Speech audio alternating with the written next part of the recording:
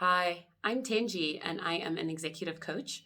And I am doing a three-part series on how to help yourself get promoted if you're a leader and you're feeling a bit stuck.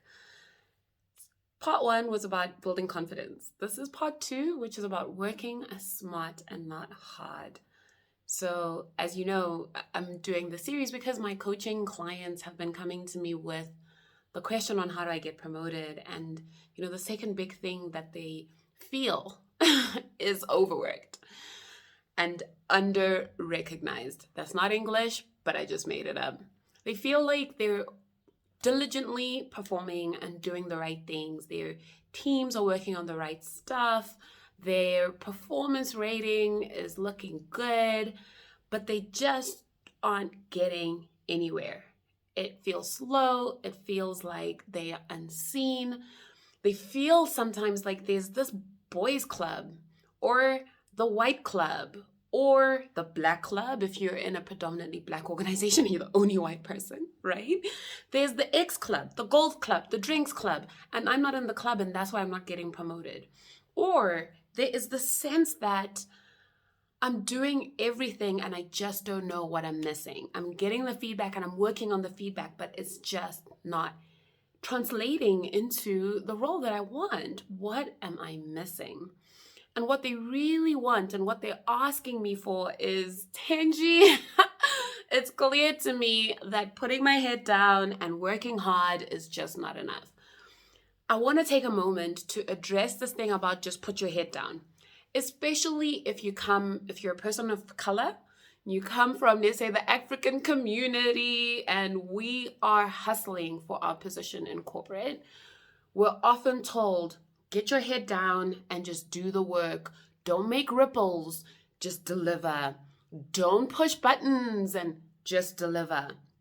And I'm using the African context because that is my background, but this plays out if you've come from a poor background, or if you've come from another country and you're a foreigner, or if you're foreign to the field and you've done a major transition and now you're just trying to figure things out. Put your head down and work, and your work will speak for itself. Your work does not speak for itself, guys. Get that out of your mind. Your work does not speak for itself. When you're at a more junior level, your work becomes the thing that demonstrates that you were the right hire. And then when you get to, and maybe your work and your delivery is going to help you to get promoted to the first level of leadership. But to get to the next levels of leadership, where you start sitting at exco level, or you start working on special committees that are really driving change for the organization, you don't get that role because you're a really great worker. You get that role because you drive value for the organization. So what we're going to talk about today is how do you drive value for the organization and make sure the people, the right people in the organization, know the value that you bring. There's really three things. One is about being desirable. That's working on the right stuff. Working on the right stuff means asking yourself, for the level at which I would like to get promoted to or to advance to, what are the drivers of value for the organization at that level? Is it bringing in relationships? Is it generating new business? Is it bringing together disparate departments or divisions or functional areas and helping them work in one concerted way towards a common goal for the organization? Is it contributing to strategic decision making? What is it that really matters to the company at the level that I'd like to go at? And how does that align with the company's strategic objectives? You need to stop thinking about delivery in your role and you need to start thinking about managing towards the strategic objectives of the organization. And I want to change it from saying managing towards to saying contributing to, right? Your contribution is what is going to make you desired, all right? And then you think about, how am I going to deliver this and who needs to see this so that the right people agree with me when I say that I drive impact, right? Then the second thing that you need to work on, this is like, we hardly ever think about this. Be a sure bet. All right. Being a sure bet doesn't mean having a stellar review. That's only one part of it, right?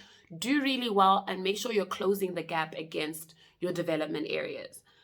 so that you get to the hygiene level that is required for the level that you want to get to. You don't have to be performing fully at that level, but you need to demonstrate that you have enough and you can learn the rest, right? And then you have to fill the perception gap. What you know about what you can do versus what your team knows, your boss knows, the other partners in the organization, the executives sitting at Exco, what they know and believe about what you can do is not always the same. That is the perception gap. How do you meet it, right? And the last thing that becomes very important is be known.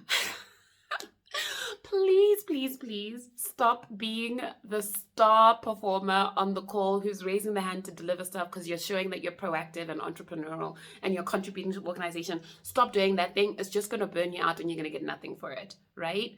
Start asking yourself, who in this organization needs to know who I am and what I contribute that is aligned with the organization's strategic goals? And how do I get them to see me and to hear me and to know what I'm about and decide that they buy into me?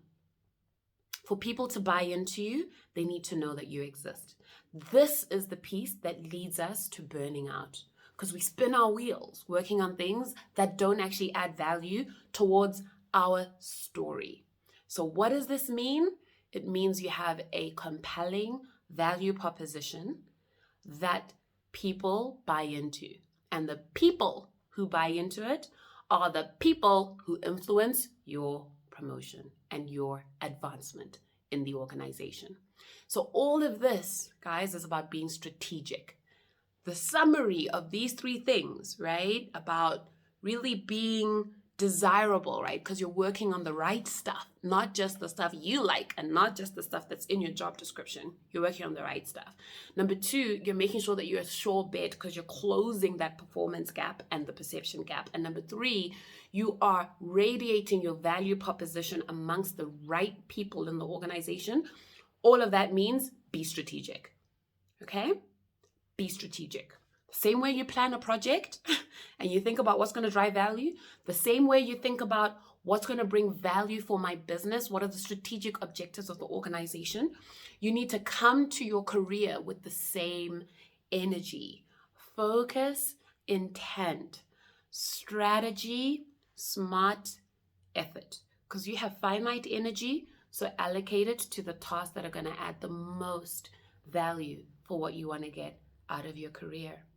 All right, guys, that is what it takes to start working smart and not hard so that you really become a seen, known, valuable player in the organization. So that by the time they're talking about, guys, we're starting this new unit, who's the right person for it? There's someone in the room who's your sponsor who's going to say, hey, I know Tenji. Tenji's been doing this and this for the last year, and it's had this and this impact. And actually, she's had to overcome massive odds that are similar to what we'd have to do if we were to launch this new initiative. Tenji's the right person for it. But for her to have the impact she needs to be promoted into this role. It needs to sit at this level, and she needs a team. And so we're going to create that for her. Or there's this gap and Tenji's the right person for it. Or, do you see what I'm saying? Someone is there who believes in you because they know what you bring to the table. So if you would like, right, I'm offering you a nice little synthesized one-pager that puts this very simply in front of you. When you're trying to strategize the next year or the next 2 or 3 years for the role you want to get to, you want to know the 3 things you need to be working on as you build your plan. So I've put this into a nice, neat little summary. If you'd like that, raise your hand. I'll send it to you. It comes accompanied with some reflection thoughts that can really help you to evaluate where am I against these key markers and what's left for me to do to really get there. And then I'm creating a program for other high performance, ambitious, excited, existing leaders, right? Like you who would really like to get to the next level. And in this program, I deliver to you the full system, taking you all the way from identifying the role you want, building your confidence, really positioning yourself in the right way and then making your promotion happen so that you're not waiting, but you're driving, and you're not being passive, you're being strategic. I will support you in that. If it sounds interesting to you, drop a note in the comments. Let's chat about it and take it from there. Alrighty. Ciao.